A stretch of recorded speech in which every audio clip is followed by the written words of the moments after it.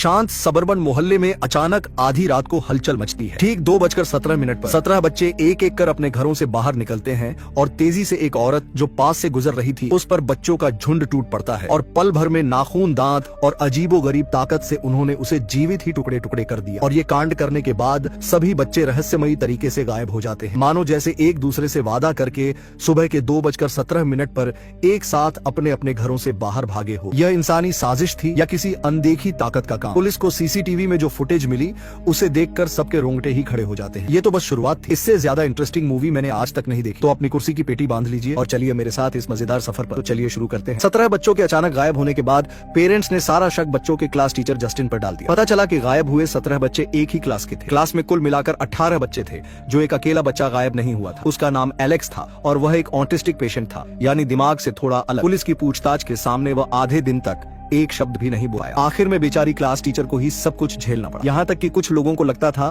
कि वह जादू टोना करना जानती है, वरना ऐसा इत्तेफाक कैसे हो सकता है कि हर दिन केवल इसी क्लास के स्टूडेंट गायब हो रहे हैं। जस्टिन ने भागने की कोशिश नहीं की, बल्कि एक पॉजिटिव एटीट्यूड दिखाती हुई कहा कि वह बच्चों को खोजने में पुलिस की पूरी मदद करने को तैयार है।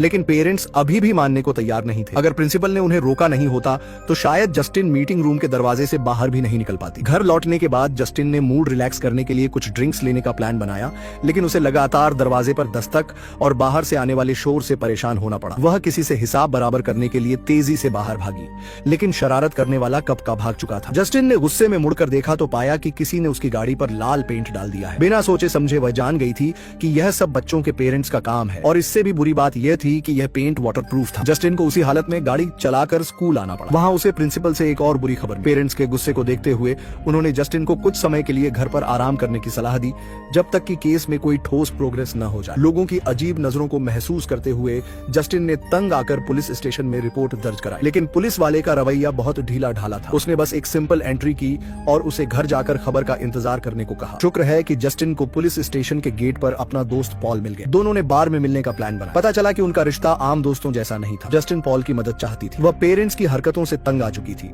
कौन जानता था कि पॉल का एटीट्यूड इतना ठंडा होगा। उसने कहा कि अभी पुलिस डिपार्टमेंट पर भी बहुत प्रेशर है और वह जो कर सकता है वह बहुत लिमिटेड है। लेकिन बेरुखी के बावजूद इससे दोनों को एक साथ अच्छी शाम बिताने में कोई फर्क नहीं पड़ा। पॉल को छोड़ते समय जस्टिन ने अपनी क्लास के अकेले न गायब हुए स्टूडेंट एलेक्स को देखा। इससे उसे अचानक एक अजीब बात याद आई। पहले एलेक्स के पापा उसे स्कूल से लेने के लिए हमेशा टाइम पर आते थे, लेकिन पिछले महीने से एलेक्स हमेशा पैदल घर जाता था।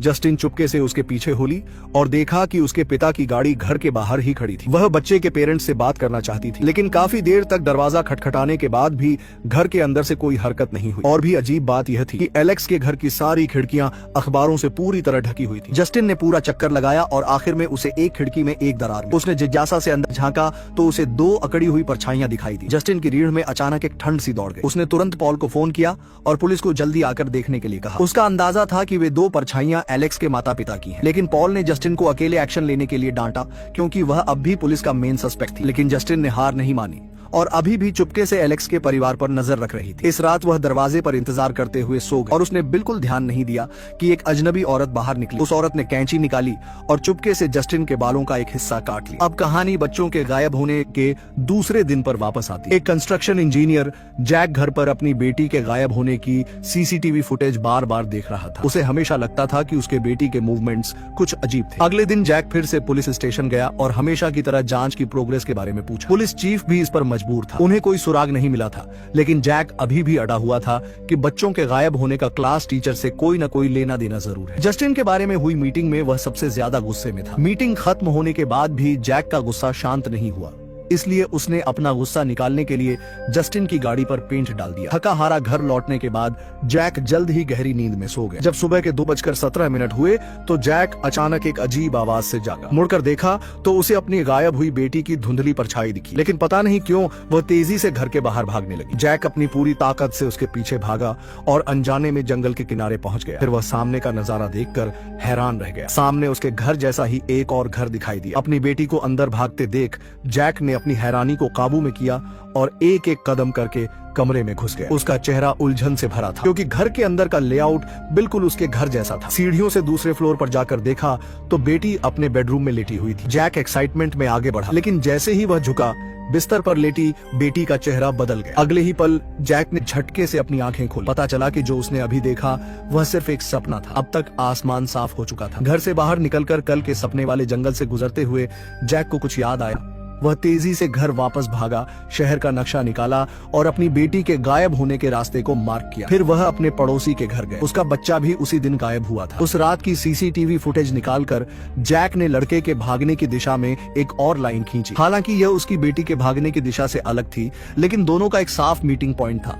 उसे लगा कि इस एरिया में कोई अहम सुराग छिपा हो सकता है। ठीक जब जैक मीटिंग पॉइंट पर जाने की तैयारी कर रहा था, एक अजीब कपड़ों वाली बूढ़ी औरत प्रिंसिपल के घर आई। वह एलेक्स की मौसी थी और वह प्रिंसिपल से एलेक्स के लिए लंबी छुट्टी मांगने आई थी क्योंकि बच्चे के माता पिता गंभीर रूप से बीमार थे और उन्हें किसी की देखभाल की जरूरत थी। प्रिंसिपल ने बिना सोचे समझे इस रिक्वेस्ट को मना कर दिया।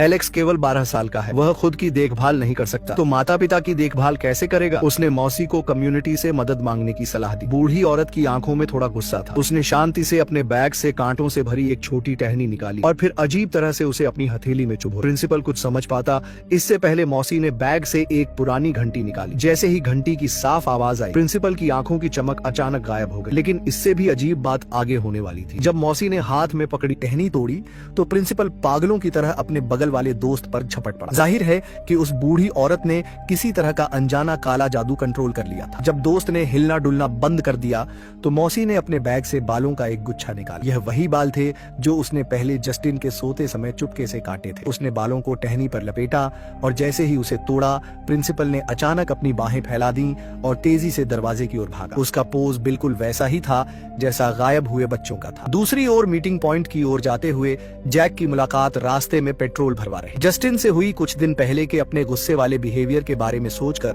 वह उससे आमने सामने माफी मांगने की तैयारी कर रहा था, लेकिन तभी जस्टिन ने एक बेहद डरावना सीन देखा। खून से लथपथ प्रिंसिपल अपनी बाहें फैलाए उनकी ओर दौड़ रहा था। इससे पहले कि वह कुछ कर पाती, उसे जमीन पर गिरा दिया गया। पास खड़ा जैक मदद करना चाहता था, लेकिन वह जादू से कंट्रोल की गई कठपुतली का मुकाबला कैसे कर सकता था। फिर भी जैक ने जितना हो सका प्रिंसिपल को रोके रखा। जस्टिन ने मौका देखकर उठकर कन्वीनियंस स्टोर का एक चक्कर लगाया। उसने देखा कि प्रिंसिपल अभी भी उसका पीछा नहीं छोड़ रहा है। उसने घबराहट में गाड़ी चालू की। प्रिंसिपल की आंखें लाल थीं और वह बिना किसी परवाह के पागलों की तरह पीछा कर रहा था। लेकिन उसे यह नहीं पता था कि चौराहे से गुजरते समय उसे एक गाड़ी सीधे आकर टक्कर मार देगी। हादसे के बाद घायल जस्टिन और जैक दोनों को अस्पताल ले जाया गया। जैक ने मौके का फायदा उठाकर जस्टिन से माफी मांगी। उसने पहले अपनी आंखों से प्रिंसिपल का अजीब बिहेवियर देखा था और अंदाजा लगाया कि गायब हुए बच्चे भी उसी की तरह शायद किसी अजीब काले जादू के असर में हैं। फिर उसने अपना बनाया हुआ नक्शा निकाला और जस्टिन को संदिग्ध मीटिंग पॉइंट के बारे में बताया। जस्टिन ये सुनकर हैरान रह गए क्योंकि मीटिंग पॉइंट एलेक्स का घर था। दोनों तुरंत अस्पताल से निकले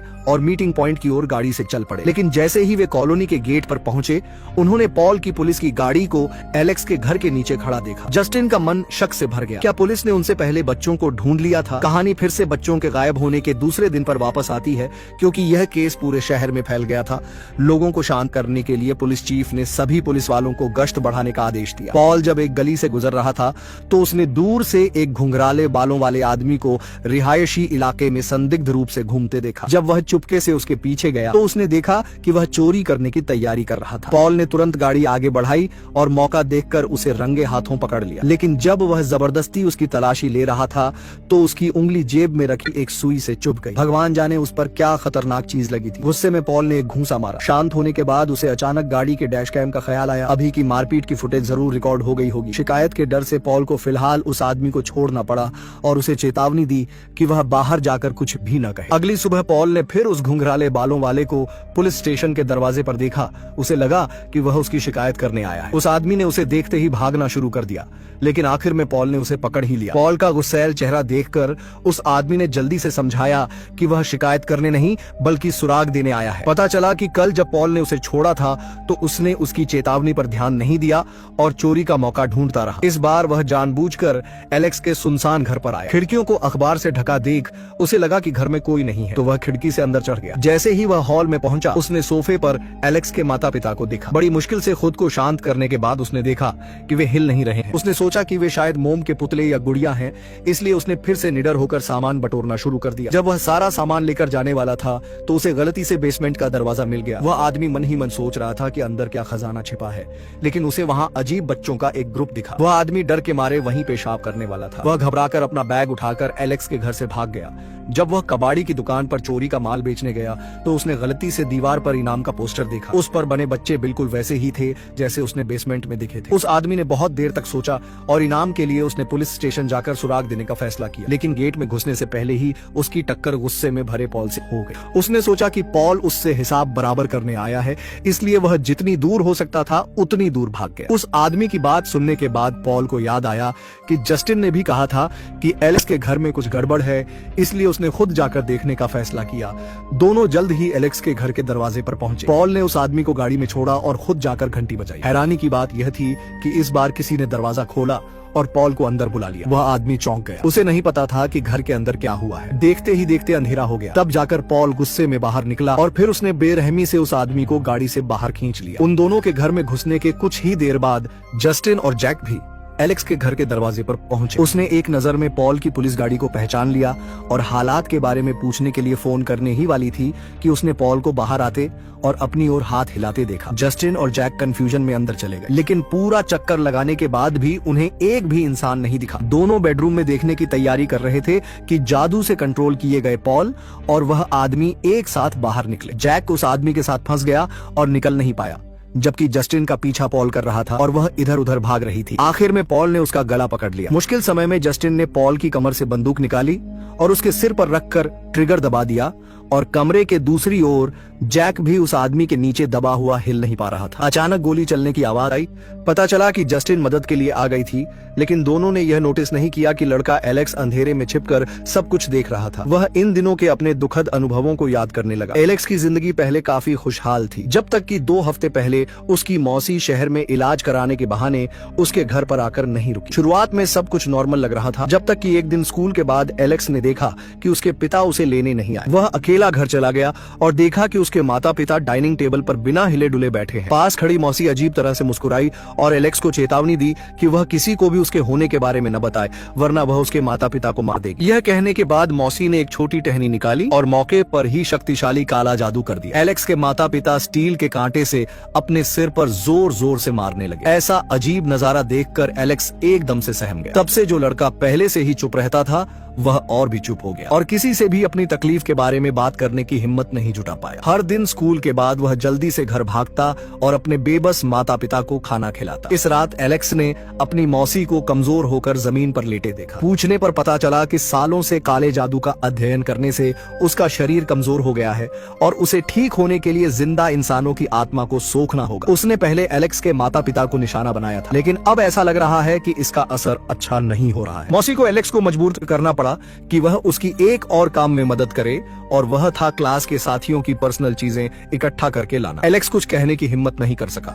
उसने सोचा कि मौसी ठीक होते ही चली जाएगी, इसलिए उसने स्पोर्ट्स क्लास के दौरान चुपके से अपने साथियों के नाम के टैग चुरा लिए। घर लौटने के बाद मौसी ने टैग्स को पानी में फेंक दिया और फिर जादू करना शुरू कर दिया और इसी वजह से फिल्म की शुरुआत वाला सीन हुआ। 17 बच्चे एक ही समय में अपने घरों से भागे और एक साथ एलेक्स के घर आ गए। पुलिस की तलाशी से बचने के लिए मौसी ने उन बच्चों को जंगल में छिपा दिया और एलेक्स मौसी की धमकी के कारण किसी को भी सच बताने की हिम्मत नहीं कर सका, जब तक कि एक दिन पुलिस चीफ पॉल घर नहीं आ गया, लेकिन अफसोस वह भी मौसी के कंट्रोल में आ गया। इसके बाद उसने क्लास टीचर और जैक को कमरे में आते देखा। दोनों ने सफलतापूर्वक पॉल और उस आदमी को ठिकाने लगा दिया। जैक सबसे पहले बेसमेंट में भागा, लेकिन अपनी बेटी को खोजने से पहले ही वह मौसी के बिछाए जाल में फंस गया। यहाँ जस्टिन स्टूडेंट एलेक्स को ढूंढ रही थी, लेकिन उसे पीछे से बिना किसी एक्सप्रेशन वाले जैक ने कसकर पकड़ लिया। मौसी शैतानी हंसी के साथ सामने आई।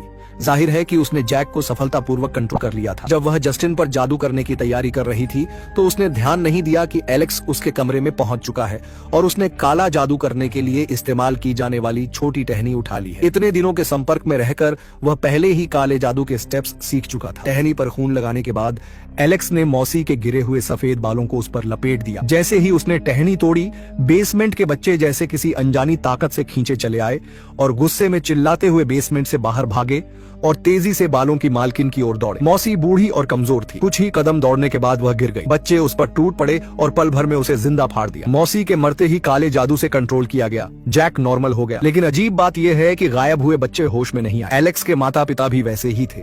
ऐसा लग रहा था जैसे उन्होंने अपनी आत्मा खो दी हो। ये थी मूवी वेपन 2025 की कहानी। ऐसी ही इंटरेस्टिंग मूवीज देखने